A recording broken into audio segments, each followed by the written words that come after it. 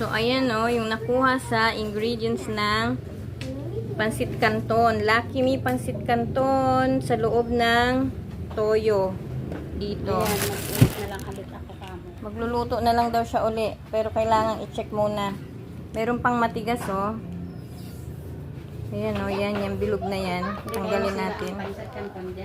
Ano po kaya ito? Bakit may ganyan? Crystal, paano kung naihalo dun sa pagkain ng bata? Kaya pagkain ng mga matanda. Tinatanggal ko yung ano. Meron pa kasing natira eh. Ayan o. Buti na lang nung pinipisil ng kapatid kong ganyan, matigas. Tapos nung nilagay niya yung toyo, doon sa pansit canton, isinahod niya yung kamay niya. Hirap matanggal.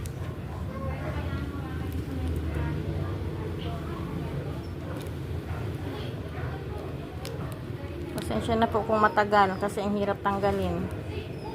Ayan o.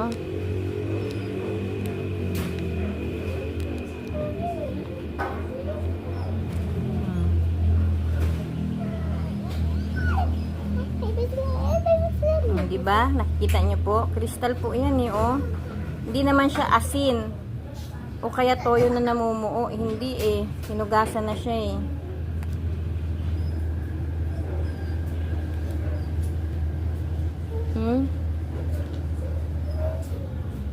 Baka naman yung bracelet nung gumagawa ng ingredients na to ay natanggal. Suot-suot niya. Tapos nahulog na sa condiments sa toyo. Delikado. Lucky Me. Ano pong nangyari sa pansit canton ninyo? Araw-araw pa naman kinakain niya ng mga bata. Paborito nilang Lucky Me pansit canton. Ay, nako. Grabe. Lagay ko na yan sa Kasoho. Kaya sa Oh, bubog.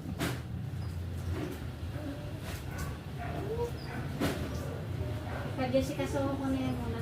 Jessica Soho mo na. My goodness. Paano pag naroon See? yan? Oh, delikado oh.